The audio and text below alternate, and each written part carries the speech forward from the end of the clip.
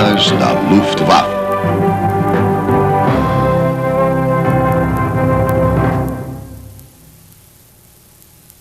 B-109, a lenda.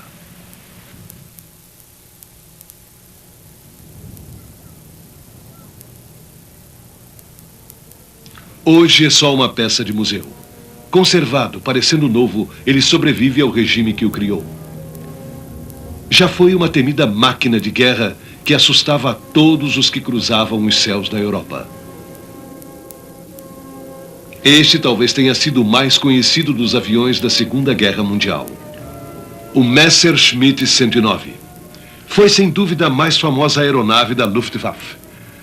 Calcula-se que foram construídos 35 mil desses aviões. Nenhum outro avião de caça atingiu essa produção.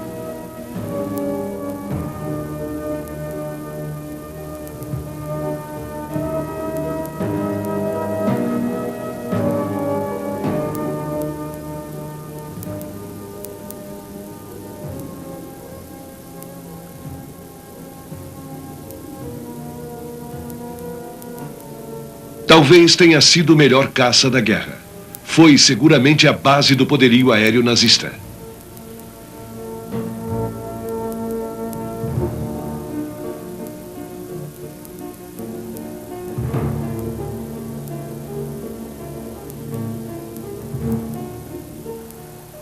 E apesar de ter sido produzido aos milhares, poucos 109 sobreviveram à guerra.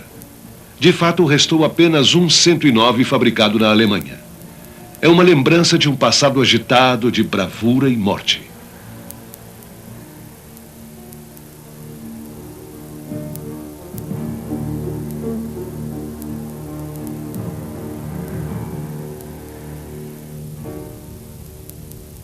Apesar da pintura, este avião foi fabricado pelos espanhóis, que continuaram a montar o Messerschmitt 109 durante uns 10 anos após a derrota da Alemanha. Esse caça que não envelhecia serviu à Espanha até os anos 60. Há 40 anos, o Messerschmitt 109 parecia invencível. Pilotado pelos ases alemães, ele obtinha seguidas vitórias. Lá pelo fim da guerra, um piloto da Luftwaffe exausto disse: "Cada vez que entro na cabine, tenho a impressão de que será meu caixão." Esse pessoal de terra está preparando o avião para outra missão. O 109 era uma arma terrível com seus 3 canhões e 2 metralhadoras. Os pilotos da Luftwaffe não se revezavam como os pilotos aliados. Isso fez com que cada um deles abatesse um grande número de inimigos e poucos sobrevivessem à guerra. No solo havia uma grande camaradagem. No ar, era cada um por si.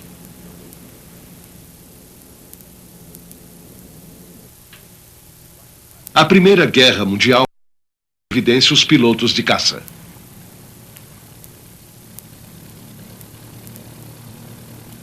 Pilotos como Oswald Belk e Manfred von Richthofen, este último talvez o mais famoso de todos os pilotos de caça, chamaram a atenção de todos para a aviação de caça. Von Richthofen, que com 80 vitórias foi o maior as da guerra, tornou-se um herói conhecido em todo o mundo. Seus aviões eram primitivos, biplanos e triplanos. O armamento era, no mínimo, imprevisível. O avião preferido de Von era o Fokker DR-1. Seu motor girava junto com a hélice e era lubrificado com óleo de rícino. O famoso circo voador de von Richthofen, que reunia a fina flor dos pilotos de guerra, era a própria morte sobre asas. A glória dos pilotos era fugaz.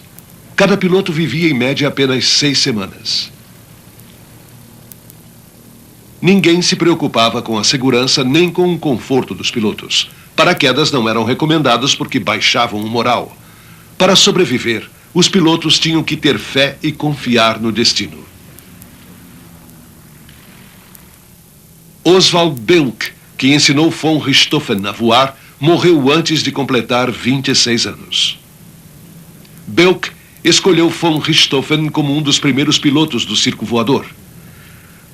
No dia 17 de setembro de 1916, Richthofen, que seria conhecido como Barão Vermelho, derrubou seu primeiro inimigo, um piloto inglês que mergulhou em chamas.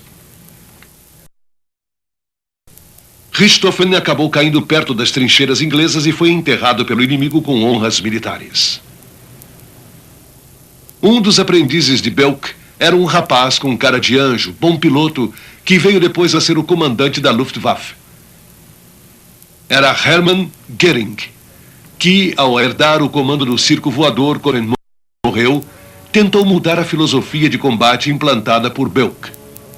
Os veteranos da equipe não gostaram, mas Göring acabou recebendo a maior condecoração da Alemanha, assim como Richthofen. Göring abateu 22 inimigos, sobreviveu à guerra e nos anos 20 entrou na política. Em 10 anos, ele atingiria uma posição de destaque no Partido Nacional Socialista de Adolf Hitler.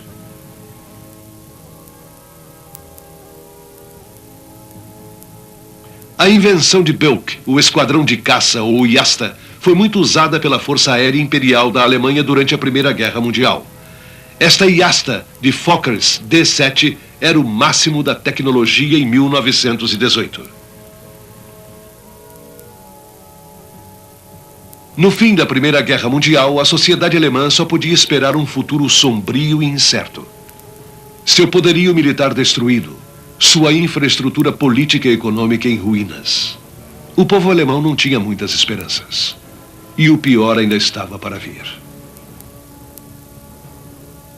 Por força do Tratado de Versalhes, o exército alemão ficou restrito a 100 mil homens. Na interpretação dos prussianos, isso significava 100 mil oficiais. Apareceu então um exército clandestino que depois recebeu armas. A fraca democracia praticada pela República de Weimar não conseguia ressuscitar a economia.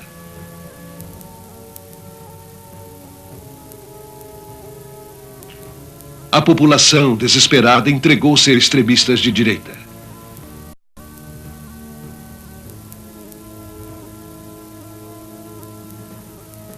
O povo alemão sentia-se humilhado pela destruição de seu poderio bélico e econômico e buscava sua dignidade perdida.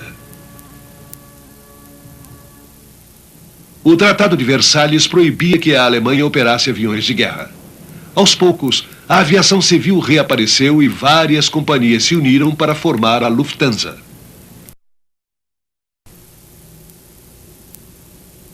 Em 1927, a Lufthansa estava precisando de um novo avião de passageiros e a fábrica de aviões da Bavária, cujo projetista-chefe era Willy Messerschmitt, financiamento para seu projeto de um avião para 10 passageiros, o modelo 20.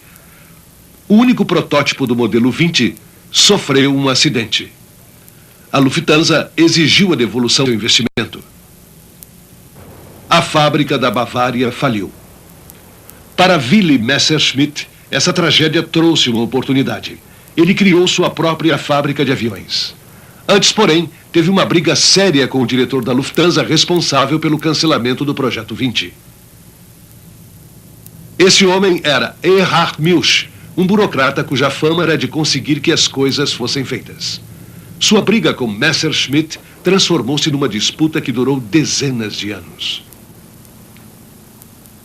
O fracasso do Projeto 20 e as limitações impostas pelo Tratado de Versalhes fizeram com que Messerschmitt se dedicasse a aviões menores.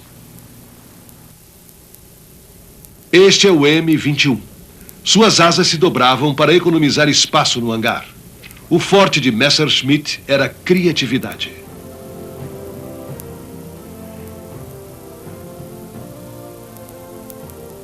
O Partido Nazista tomou o poder em 1932 e Hitler indicou seus companheiros e alguns simpatizantes para cargos do governo. A estrutura do poder era complexa, com pessoas escolhidas a dedo em cada nível para criar o novo Reich. Uma dessas pessoas foi Erhard Milch. Embora Milch tivesse sangue judeu, ele foi encarregado do desenvolvimento da aviação militar.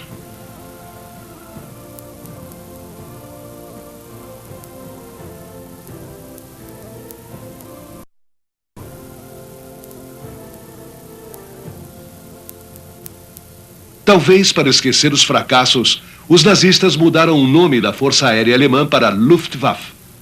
Mas, em termos de tecnologia, estas continuavam no passado.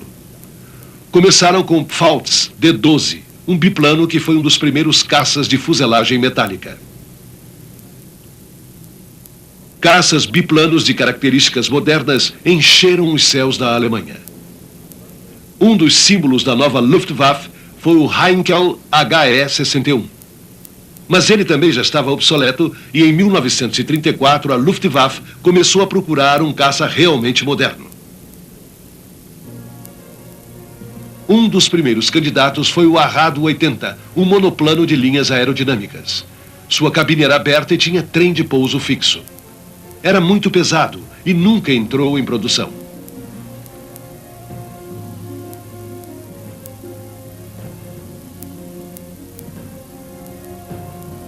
Outro concorrente era o Focke-Wulf 159 com trem de pouso escamoteável e cabine fechada. Sua grande característica era a asa alta, que lhe dava mais capacidade de manobra. Foi rejeitado porque a asa alta tornava perigosos os pousos de emergência e limitava a velocidade.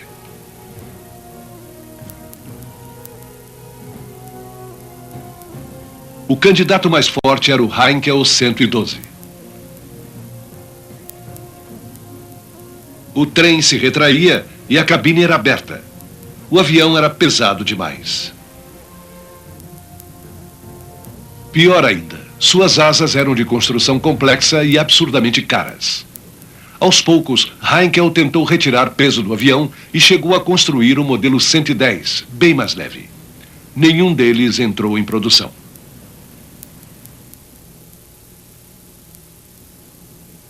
O contrato foi assinado com um desconhecido, que apresentara um avião que havia sido descartado de início.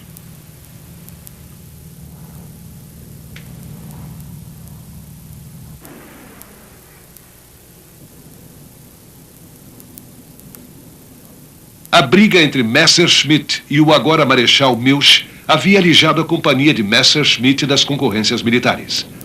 Mesmo assim, Messerschmitt construiu o protótipo de um avião leve de caça monomotor chamado de Messerschmitt 108 Tufão.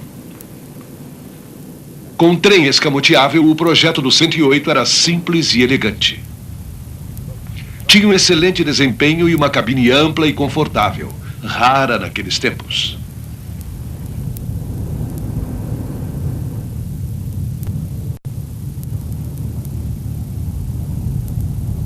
Para demonstrar as características do seu 108, Messerschmitt o inscreveu na corrida aérea da Europa. Não venceu, mas ficou claro que era um avião excepcional. Milch começou a sofrer pressões para incluir Messerschmitt na concorrência. Messerschmitt foi por fim convidado a apresentar o projeto de seu novo caça. Mas Milch, ainda vingativo, deixou claro que, mesmo que o projeto fosse aprovado, a construção dos caças seria entregue a outra companhia. Wilhelm Messerschmitt aceitou o desafio. Messerschmitt começou imediatamente a aperfeiçoar o projeto, tornando o avião ainda mais aerodinâmico, com ênfase na velocidade. Ele sabia que o seu avião tinha que ser muito superior ao de Heinkel, por causa da oposição de Milch. O avião que Messerschmitt projetou iria virar lenda.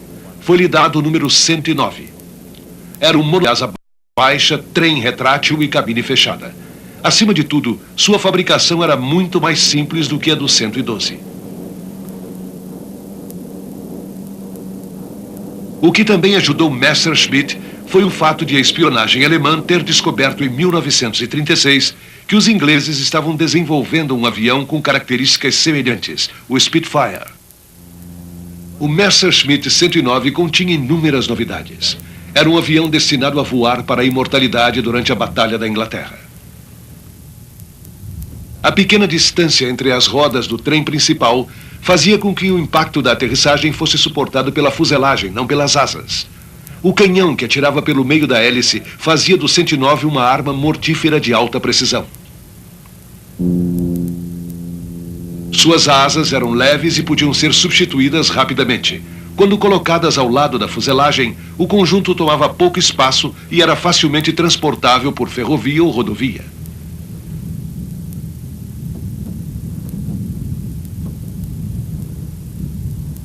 fuselagem era esguia e ameaçadora, a cabine angular e pequena. Mas, para o fim dos anos 30, o avião era uma maravilha de aerodinâmica. Além disso, era de construção barata. As versões E, F e posteriormente a G foram produzidas às dezenas de milhares.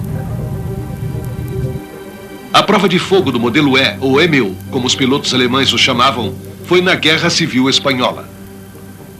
Cerca de 6.000 pilotos da Luftwaffe, a chamada Legião Condor, lutaram ao lado dos nacionalistas de Franco, ganhando uma experiência que lhes foi de grande ajuda nos anos seguintes. Uma nova geração de pilotos da Luftwaffe teve seu batismo de fogo na Espanha. Apesar das proezas do 109 em combate, o avião ainda podia ser aperfeiçoado. Günther Hall, o terceiro maior as de todos os tempos, explica. O 109 era um avião muito sensível, com uma cabine muito pequena e um manche também pequeno. O maior problema era o trem, muito alto e com as rodas muito juntas. Na decolagem, quando você puxava o manche para levantar o nariz, tinha que contrabalançar o efeito do torque com o leme.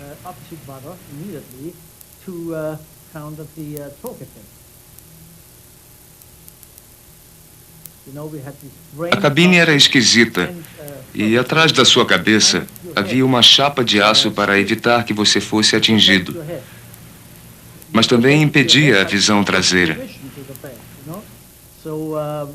No início tentamos remediar isso, colocando um espelho na cabine.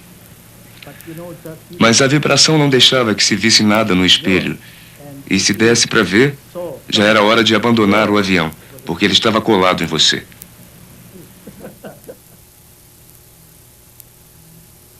A aerodinâmica do Messerschmitt 109 ajudava muito, mas o seu forte, como o de todos os caças de sucesso, era seu motor.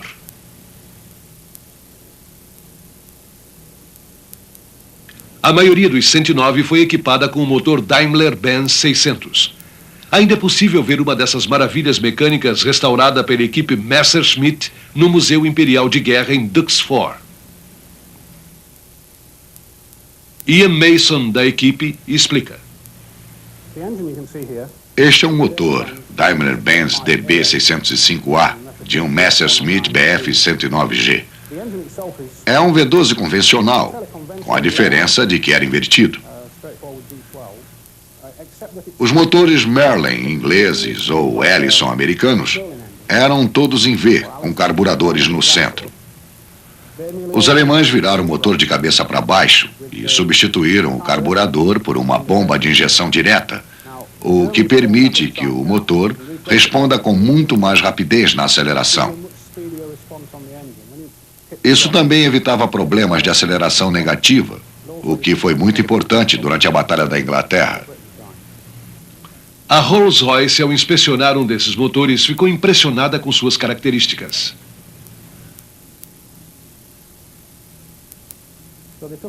Eles mediram as tolerâncias e ficaram impressionados e imploraram para que não danificássemos o eixo de manivelas, porque não conseguiriam fazer um igual, mesmo com máquinas modernas.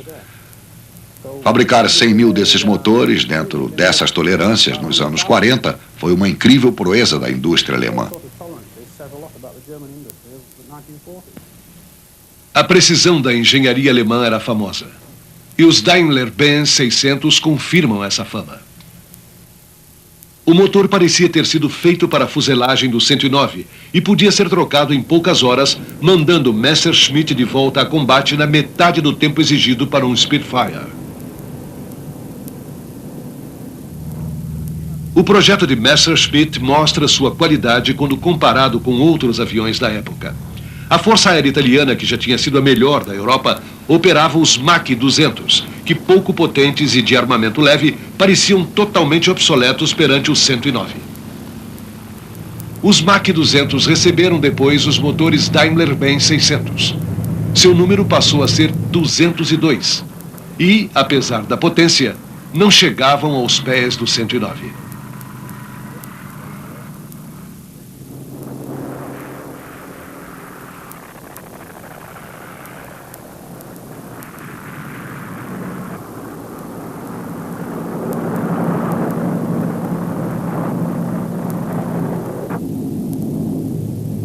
A Força Aérea Soviética também tinha seus caças de motor em linha.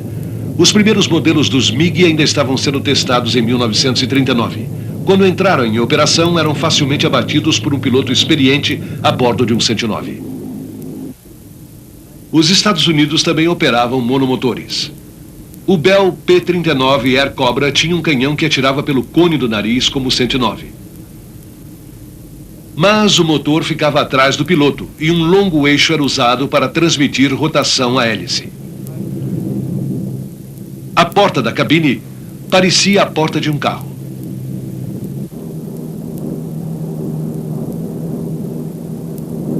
O Air Cobra incorporava técnicas modernas, mas não tinha potência.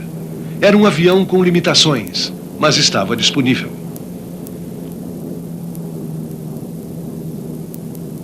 E 10.000 Air Cobras acabaram lutando contra a Luftwaffe nos céus da Rússia. Os 109, mais rápidos e mais ágeis, derrubavam quantos queriam.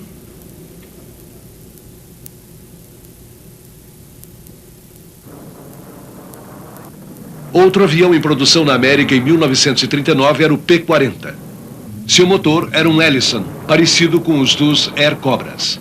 Sem compressor, seu desempenho em altitudes elevadas deixava a desejar.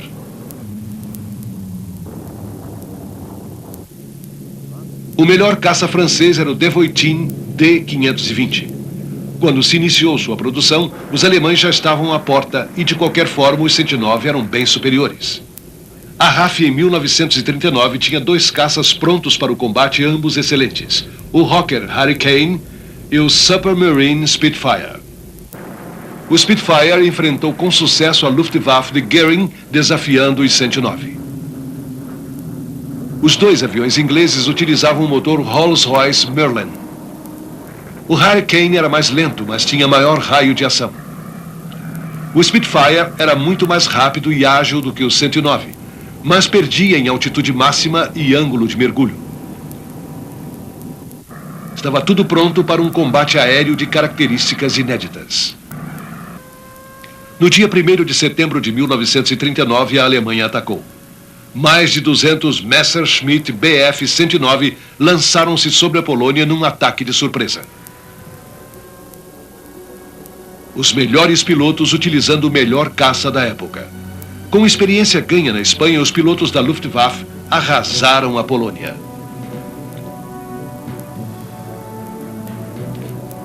Os 109 voavam em apoio à infantaria e deveriam enfrentar 300 aviões inimigos. Mas os poloneses demoraram a reagir e a maior parte de seus aviões foi destruída em terra. Houve resistência, mas a Força Aérea Polonesa deixou logo de existir. A Luftwaffe perdeu menos de 80 aviões.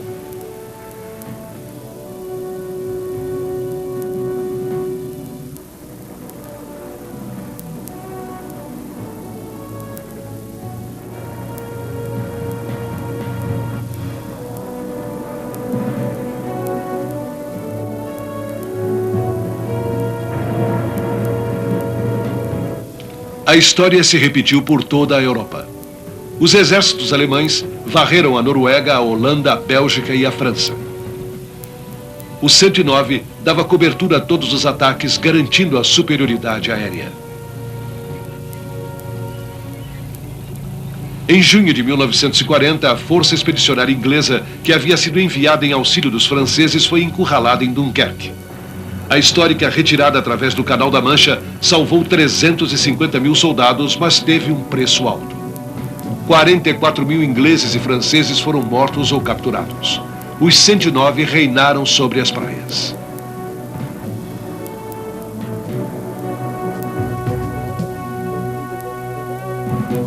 Após a derrota da França, a Alemanha teria que enfrentar a Inglaterra. Goering prometeu que o poderio aéreo quebraria a resistência inglesa e iniciou bombardeios diurnos sobre a ilha. A escolta dos bombardeiros era formada por 109s. Os pilotos ingleses, com seus Spitfires e Hurricanes, lançaram-se ao combate.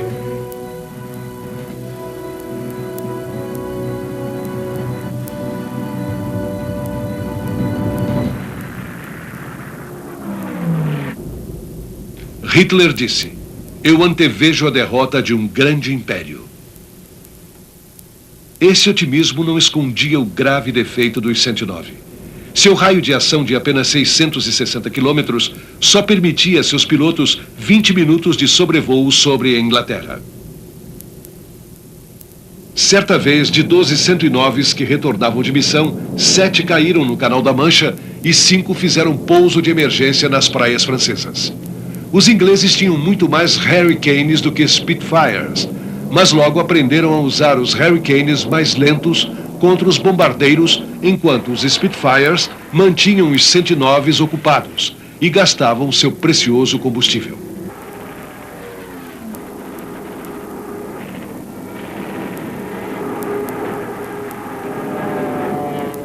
O general Dieter Habach voou em 109 sobre a Inglaterra.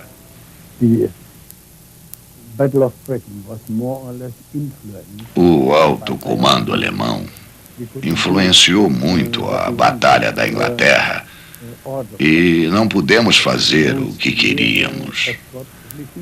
Recebemos ordens para escoltar os bombardeiros apenas. Os bombardeiros eram muito mais lentos do que os 109. Tendo que acompanhá-los, não podíamos aproveitar as melhores características dos caças, que eram a altitude e a velocidade.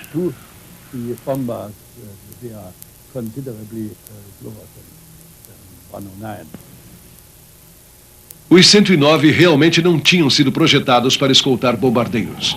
Mas, apesar de tudo, ainda tinham uma enorme vantagem. Seu teto de operação era 600 metros superior ao dos Spitfires, e eles podiam mergulhar de surpresa sobre os pilotos ingleses. Quando o modelo F, muito mais potente, entrou em operação, os alemães passaram a ter ainda mais chances de vitória. Seguindo a técnica usada pelos alemães, os ingleses abandonaram logo a formação rígida, ganhando mais liberdade de manobra. Às vezes, um 109 solitário cruzava o canal para atrair a RAF para as costas da França, onde seus companheiros esperavam para emboscá-los. Os pilotos da RAF voavam até 7 missões por dia. A vida deles e dos inimigos era decidida em combates de menos de 15 minutos. O conjunto desses combates esparsos determinou o destino de uma nação.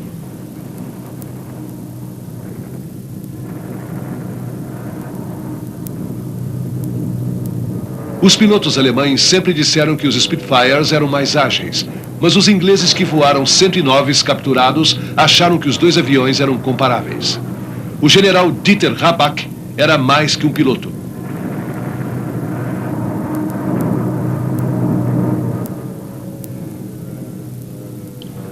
Ele treinava e aconselhava os pilotos sob seu comando, afiando o conjunto homem-máquina.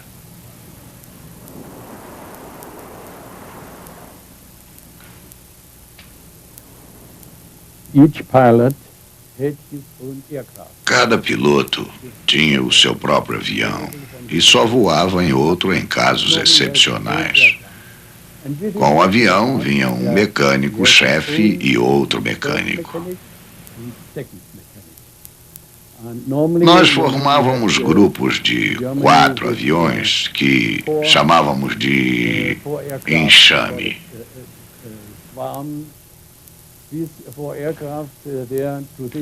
Cada grupo tinha uma pessoa responsável pelo armamento e outra pela manutenção hidráulica.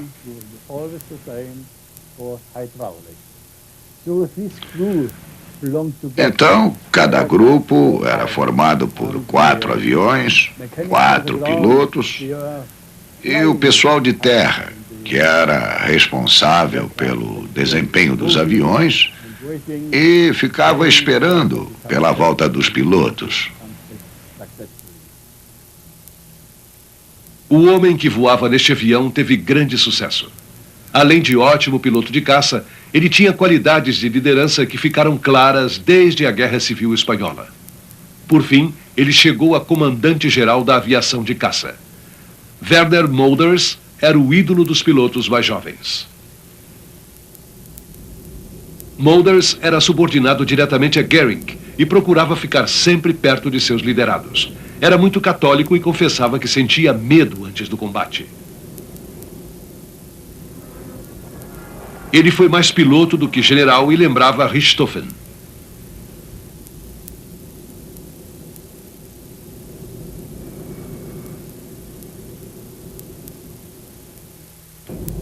Em 1941, a Alemanha cometeu o erro de atacar a Rússia.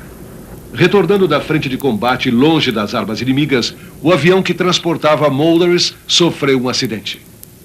A Alemanha perdia um de seus verdadeiros heróis. Toda a nação cobriu-se de luto pela perda de seu general dos caças. Mas logo surgiu um outro as para substituí-lo. Era Adolf Galland. Ele também havia lutado na Espanha e abatido 94 pilotos inimigos. Ele é o último à direita. Ele era um piloto muito experiente e um líder no ar, o que nem sempre acontece. Houve muitos pilotos que eram fantásticos quando combatiam sós, mas não conseguiam liderar um grupo. Galland era um líder. E quando Mulders morreu, ele assumiu o comando dos caças. Isso foi em 1941. Ele achava que, a longo prazo, o importante era ter uma poderosa força de defesa.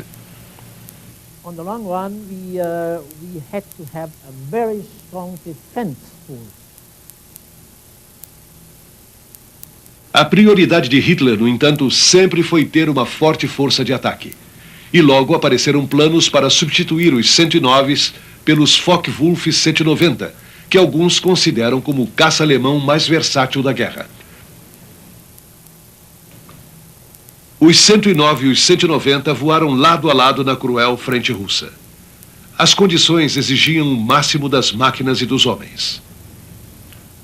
O 190 provou ser um avião mais avançado, mas muitos ainda preferiam voar os 109. Na frente ocidental, os bombardeiros aliados começaram a metódica destruição da Alemanha.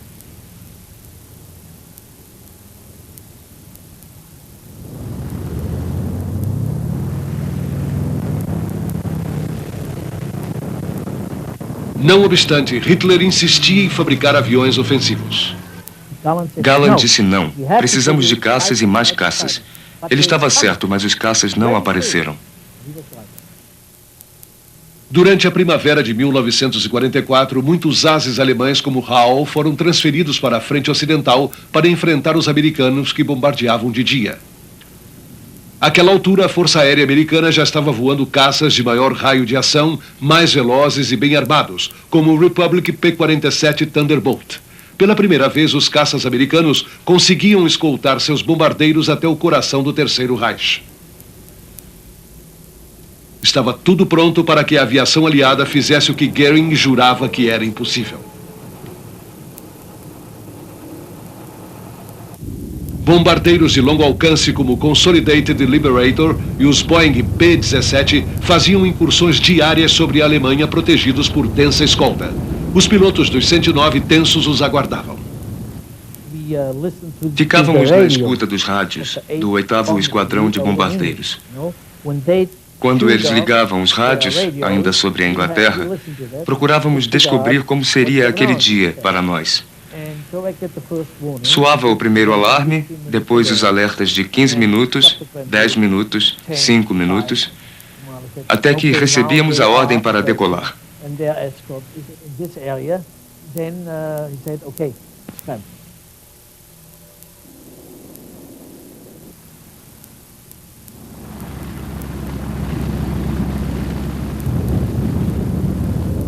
Tentar impedir aquela campanha de bombardeios era o maior desafio para a Luftwaffe desde o início da guerra. Os 109 e os 190 se concentraram no oeste, mas mesmo assim iriam morrer milhares de civis alemães. A Luftwaffe tinha a vantagem de estar na defensiva.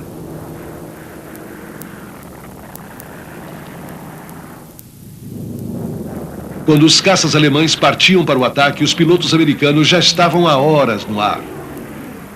E até chegar lá já haviam enfrentado a artilharia antiaérea e seu moral já havia baixado.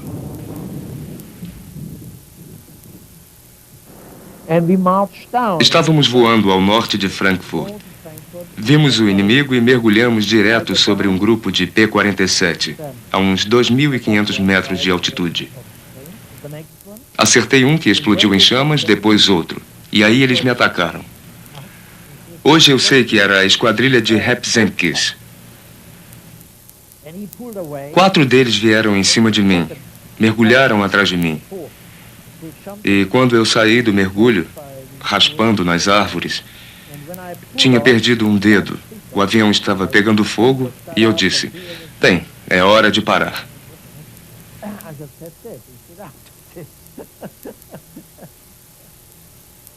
Foi a primeira vez em que ele perdeu depois de 275 vitórias. Os ferimentos de Hall provavelmente salvaram sua vida. Um após outro, voando 500 missões ou mais, os maiores ases da Luftwaffe foram morrendo. Em 4 meses, no início de 1944, a Luftwaffe perdeu 1.000 pilotos. Mas os aliados também sofreram pesadas perdas. Durante 1943, 1/3 dos bombardeiros americanos foram derrubados antes de completar suas 25 missões. Por incrível que pareça, a produção de aviões aumentou na Alemanha em 1944.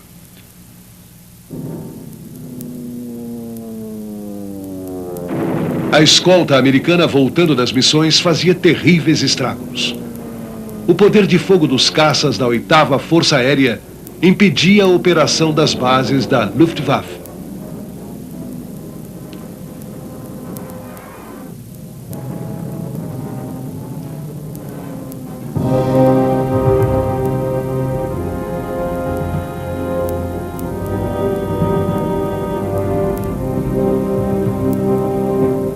Havia tantos americanos no ar que as maiores bases foram abandonadas.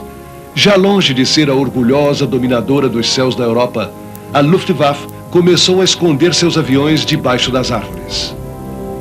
Os 109 continuavam a decolar dessas bases improvisadas, mas a guerra estava perdida. Os pilotos da Luftwaffe eram a única proteção que restava para as populações urbanas. Eles sabiam disso e lutaram até o fim. No fim do conflito, o 109, projetado em 1934, já tinha 11 anos.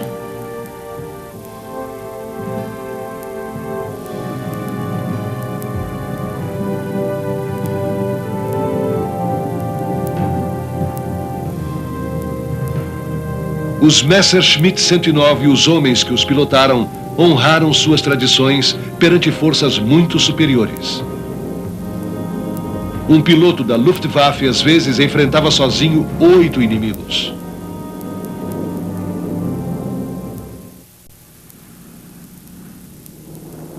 Continuavam heróis, mas estavam muito cansados.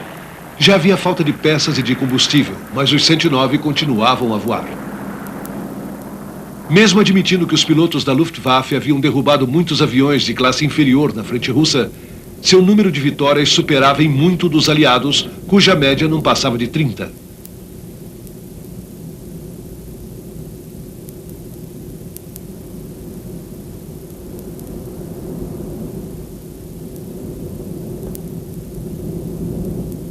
Milhares e milhares de pilotos alemães voaram sua última missão nos 109, que viraram marcas de vitória nas laterais dos aviões aliados.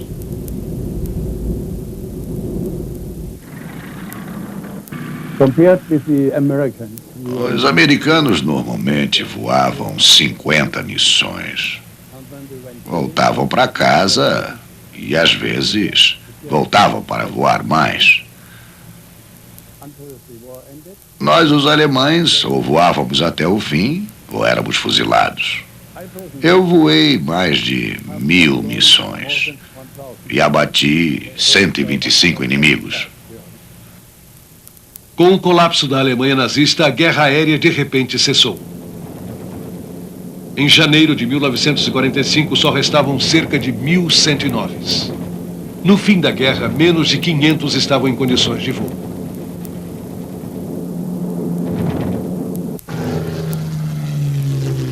os aliados capturaram alguns 109 durante a guerra e os usaram para testes e para fins de propaganda. As peças eram de fácil adaptação e os pilotos simplesmente entravam neles e decolavam sem qualquer treinamento. Eu era capitão, servia na base aérea de Haiti como oficial de operações do grupo de voos de teste. Apareceram 2 109 e 2 Focke-Wulf para serem testados. Eu me coloquei no alto da lista e voei um 109. Logo que decolei, chamei um colega que voava um P-51 para fazermos uma comparação. Na minha opinião, o 109 se saiu muito bem.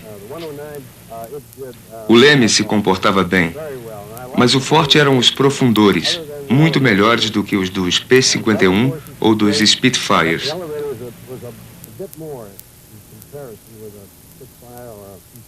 O pior era a aterrissagem, com aquele trem estreito, mas não tive problemas. A cabine realmente atrapalhava a visibilidade, mas era um avião bem confortável.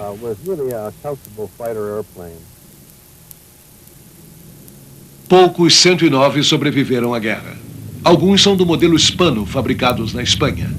Equipados com motores Merlin da Rolls-Royce, eles diferem de seus primos alemães na entrada de ar, redesenhada, e na hélice de 4 pás.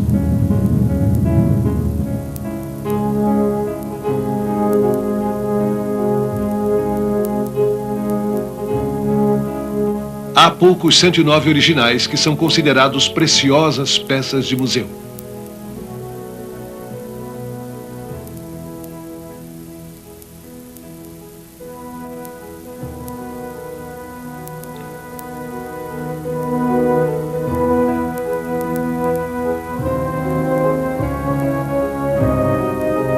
Como se fossem monumentos ao gênio de Willy Messerschmitt, eles são cuidados como joias pelos seus responsáveis.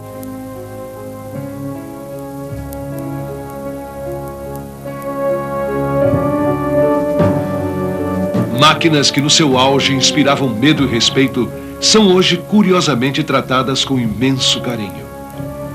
Muitos foram restaurados com enorme trabalho.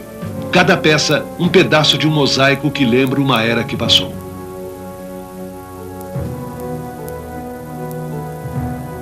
Uma era na qual os Messerschmitt 109 escoltavam os bombardeiros cujo objetivo era destruir a Inglaterra.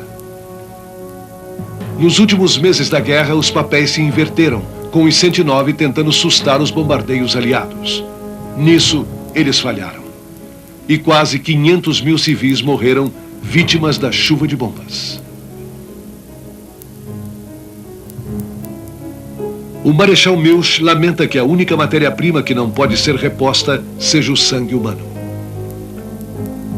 Quando os 109 finalmente se calaram, 160 mil pilotos ingleses e americanos haviam morrido. Um número desconhecido de pilotos alemães havia também perdido a vida sobre os campos e as cidades da Europa.